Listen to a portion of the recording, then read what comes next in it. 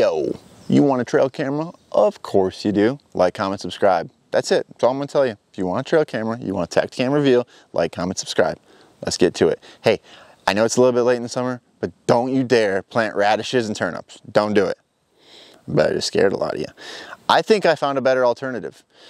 What do you mean, Brett? Well, one thing that I think about, guys, with food plots, maybe it's an acre, it's a 3 acres, it's a half acre, it's a quarter acre, is I want the most food possible so we don't run out, plain and simple. And so now you have to pay attention, because an acre of clover is not the same thing as an acre of turnips, and an acre of turnips is not the same thing as beans, as it is corn. So there's different amounts of forage that we can jam pack into an acre, and if you're in a high deer density area, or an area in which you're trying to get those deer farther through the winter, we need to be paying attention to which foods get the most forage per acre, not just which are most attractive. Like, if we're thinking about the north of woods Wisconsin, like, I want to get my deer as healthy as possible through the tough winters, the northern Wisconsins, the northern Minnesotas, the Michigans, okay?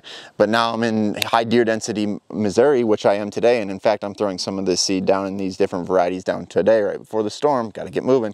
We're doing some of that in these places too, where we have high deer density for different reasons, but nonetheless we're putting them down. So at the end of the day, I'm not saying I'm getting away from radishes and turnips, but one thing that I am going to try to plant more of is a blend called Bombshell from Domain. So I do have a promo code for you guys, WLMS10, that'll get you some money off of Bombshell. But the reason I like Bombshell, guys, is Bombshell has other varieties like Ethiopian cabbage, some forage collards, I believe, some hybrid brassicas that ultimately don't take as much effort into growing a bulb. And a lot of times they don't grow a bulb. Like, if you think about these radishes, giant bulb. You think about these turnips, giant bulb. Now be honest with yourself. And 90% of you are going to answer this in a way that you're going to realize they're not always eating those bulbs. And if they do, when are they eating them? After season, after you're done hunting?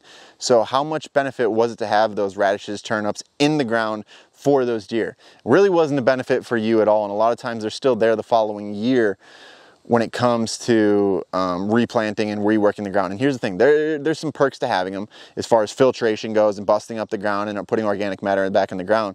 But at the same time, if we can plant something like Bombshell that puts more effort into growing above ground than it does below ground, now there's more edible forage that could grow up to 2 and even 3 feet tall in a green blend. If we get good rain, guys, that means more food that's gonna last longer through October, November, December, January, if this is the only plot you can plant. So if you're trying to get the most bang for your buck, guys, and get the most forage per acre, maybe don't focus on putting in as much radishes and as many radishes and turnips and things that grow a bulb, and focus more on the greens that are above ground. Because ultimately what happens, guys, is these greens are much more desirable, and that's why they get eaten first. And when the bulbs are left and there's nothing left, well, I guess they'll eat them then. But in February and March, when they're finally pawing at those and the ground starts to thaw and then they're hitting those, is that really to your benefit? There is some benefit because it gives the deer something to eat, but also if we had better quality forage, which deer go after earlier, because therefore it is more preferred, aka the greens, well, if we get more of that, that also might be more desirable, more beneficial to your deer herd, guys. So I want you to pay more attention to the Ethiopian cabbage, some of the collards, the forage collards, the hybrids, things like that. And ultimately, if you just make it simple on yourself and buy Bombshell from Domain, I think you're gonna have a lot more luck this season, get more forage per acre, ultimately hold deer longer into the season, gives you a better chance of killing these deer, and in worst case scenario, you have more food later into the season. It means those deer are healthier, bouncing back into the next year. So I think there's a chance that the hardcore food plotters, guys, are gonna start to shy away from radishes and turnips. We'll see.